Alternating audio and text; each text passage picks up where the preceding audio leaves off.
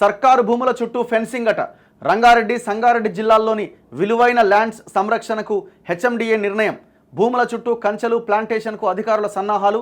గత ప్రభుత్వ హయాంలో రాజకీయ అండతో కబ్జాలు.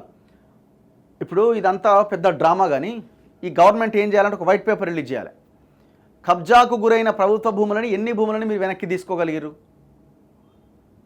ఈ గవర్నమెంట్ రావడం వల్ల మనకు జరిగే ఒకే ఒక్క మేలు ఏంటంటే, వీళ్ళు జరిగిన నష్టాన్ని పూడ్చలేరు, పోయిన భూములను వీళ్ళు తీసుకురాలేరు.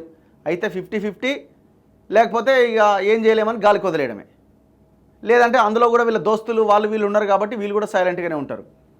కాకపోతే వీళ్ళ వల్ల జరిగే ఒకే ఒక్క మేలు అంటే, గతంలో కేసీఆర్ చేసిన విధ్వంసం కంటే భయంకరమైన విధ్వంసం అయితే ఉండదు. వాడు 100 తింటే ఈడు 5-10 తింటాడు. ఇక అట్లా అనుకోవడం తప్ప మనకు పెద్దగా అద్భుతం ఏదో జరుగుతుంది, మేలు ఏదో జరుగుతుంది మనం అనుకోవడానికి ఏం లేదు. కాకపోతే మనకు జరిగే మేలు ఇదే, జరిగిన నష్టాన్ని అయితే మనం పూడ్చలేము, వీళ్ళు పూడ్చరు.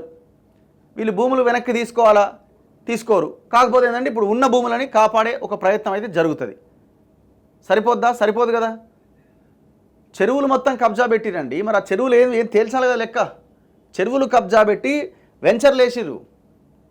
నేను విత్ ఎవిడెన్స్తో సహా చాలా వీడియోలు చేసినాం మనం. ఫినిక్స్ అనే కంపెనీ, కేటీఆర్ బినామీ కంపెనీ చెరువులు కబ్జా పెట్టింది, పెద్ద ఎత్తున భూములు కబ్జా చేసిర్రు.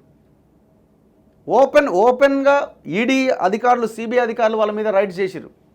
ఆ కేసులు ఎట్టిపోయినాయో, ఈ కథ ఎట్టిపోయిందో, గవర్నమెంట్ మారింది, ఏమన్నా చేంజ్ ఉండాలి కదా, వాళ్ళ మీద యాక్షన్ తీసుకోరు. వాసవి గ్రూప్ గురించి చెప్పిన మనం, సిరీస్ ల్యాండ్స్ చెరువులు కబ్జా, ఏం యాక్షన్ ఉంది? ఏ చెరువులలోనైతే టవర్స్ కట్టి అమ్మడానికి రెడీగా ఉన్నాయో ఇంకా స్టిల్ ఆయా దాంట్లో పనులు జరుగుతూనే ఉన్నాయి.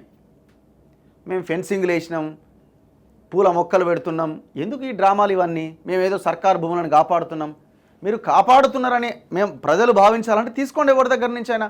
ఇగో ఫలానా రియల్ ఎస్టేట్ సంస్థ ఈ చెరువులో ఈ నిర్మిస్తామంటే మేము ఆపినాం, వాటిని కూలగొట్టినామని చూపించండి, ఒక్కటి చూపించండి. పెద్ద డ్రామా ఇదంతా.